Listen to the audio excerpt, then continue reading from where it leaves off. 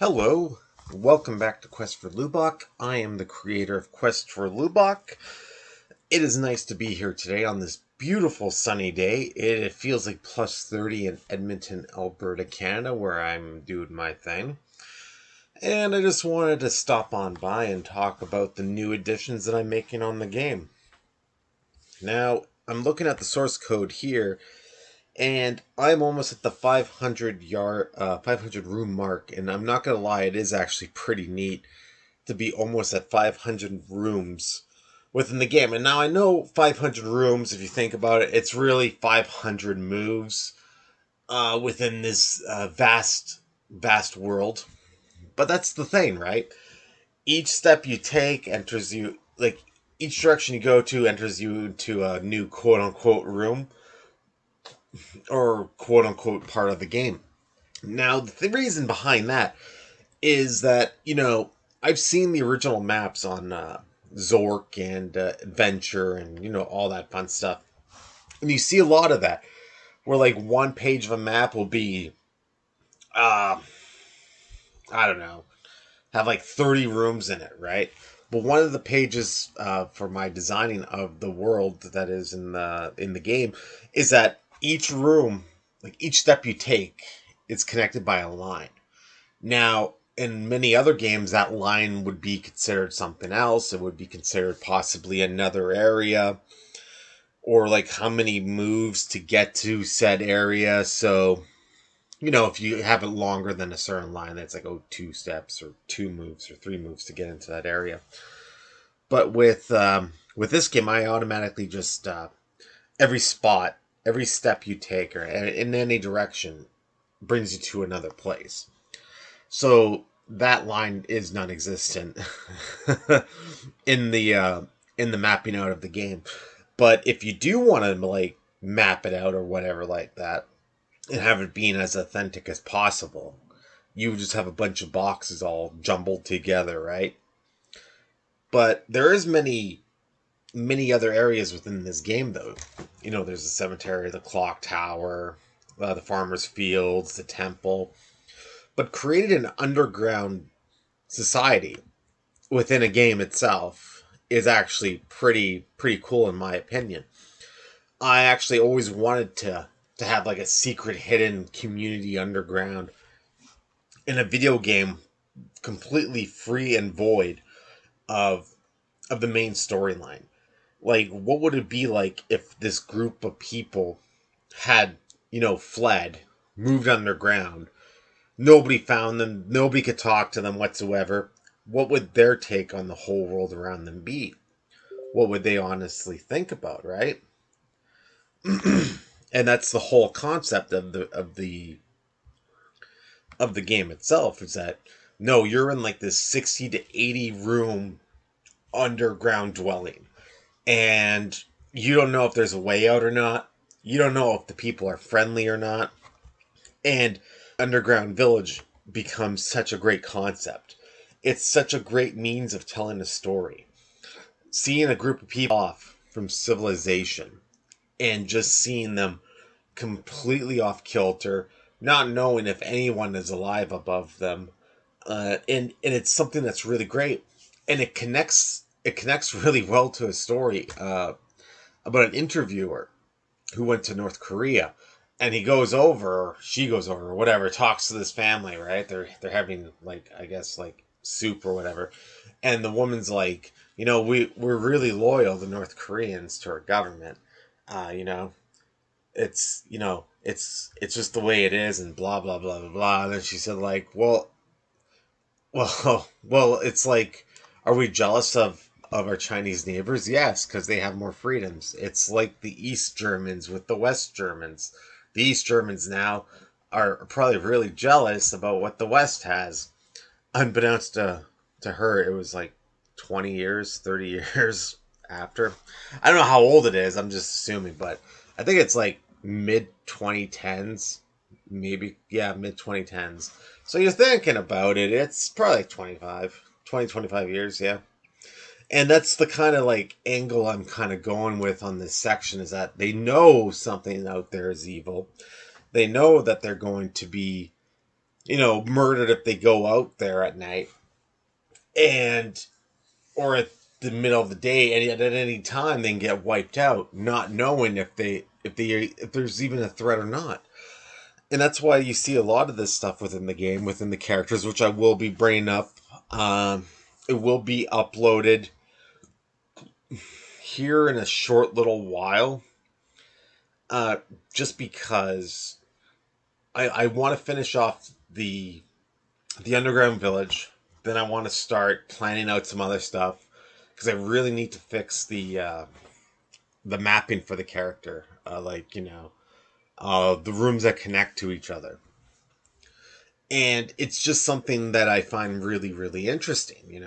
After I'm finished that, after I finish the underground village, uh, after after all that fun stuff, you know, you you discover something about yourself, right? When you're making this game, like I'm making this game, and I'm finding myself more and more enthralled with the society that it's all taking part in within the world it is, you know.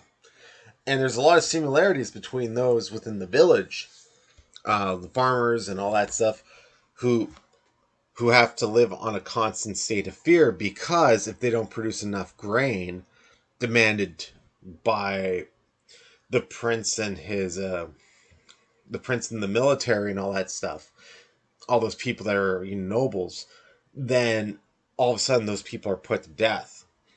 And so that's how the underground village came to be.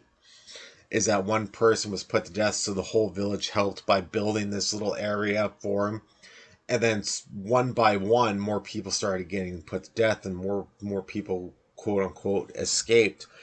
That you see it within this world, and so all these people are building this world. Now there's more people underground than there are on the surface, and it's a very, to me personally, it's a very good example of a society on the brink of utter insanity. Is when if you're a farmer and you're trying to produce and the weather's not in your favor or the anything like that, or there's a freak snowstorm or hail or whatever, you're put on you're put on the chopping block. It's not, it's always going to be your fault is what I'm trying to say. No matter what you say, no matter what you do, you you find it. And then near the end of it, you're just wandering around this place. They don't even know who you are. They don't care. There's no issue with it. They just want they've been underground for so long with candlelight and faint flickerings of a fireplace that they have no clue who you are, and they basically just think you're one of them, even though your clothes are totally different or whatnot. And it's almost as if they're already dead and they know nothing about what's going on, and they're just waiting for their moment to fade away. And it is just such a compelling, it's a compelling add-on to the game. I always thought that would be pretty neat to have that kind of human element, because that rings totally true with what's happened in human history. And well, I don't know about the underground, living underground, but I could see some people attempting it. In the Soviet Union, trying to flee Stalin. I don't think people just sat around and just waited for him to come get them. It's just something that I really want to add into it. Because the game is a wonderful adventure game where you can walk around, look around, take in the sights, take in the history, take in the people, with the conversations with the people, which I will be expanding on further as production goes in. Well, as I continue to work on the game, I'm going to assume that this is probably going to be a 10,000 room game. And so, yeah, I'm about, I don't know, 5%, which isn't too bad when you think about it. I'm really bad at these videos, you guys. I apologize. But I feel like I owe it to you to come out and tell you what I'm working on, tell you what I'm exactly going to be building off this, and how it's free for everybody. It's completely free. It is, what is it? Whatever. See, I'm terrible at this. It was my daughter's birthday yesterday, and so with it being yesterday, the wife took her out to, has taken her out to West Edmonton Mall, so she can go to Build a Bear and get Pokemon stuff, and go to that the food court and all that fun stuff. And you see a lot more of that. It's actually really nice. I'm actually really happy and thankful that COVID's over. The lockdowns and stuff, because it was terrible. You can't do anything for your kid's birthday. So this year, we're trying to make it look, trying to make it, look like the other birthdays. Those were the lame ones. These are going to be the good ones, right? Oh, but what the times we live in, right? Well, that being said, there's a new blog post I wrote entitled "The Underground Village," which I will link in the description below. If you haven't already, go check out the GitHub. I think you'd really like it. If you're new to coding or want to learn how to code, or just love retro style games written in a programming language from 30 years ago, then go to GitHub. The link is in the description below. Follow me on Twitter, Go to the subreddits, there's nothing there. I have a Discord, it's Quest for Lubach. You'll see it, it's pretty easy to find.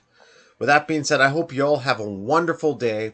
Happy adventuring. Go out and enjoy this beautiful summer weather. Take care, have fun, and I'll see you next time. Have a wonderful day. Oh, and one more thing. The mystery word is Adventurer 2. I just figured a code word for everybody to know. And on top of that, I'm planning on releasing new videos in the future, dealing with many more topics containing to the programming of this game. Bye.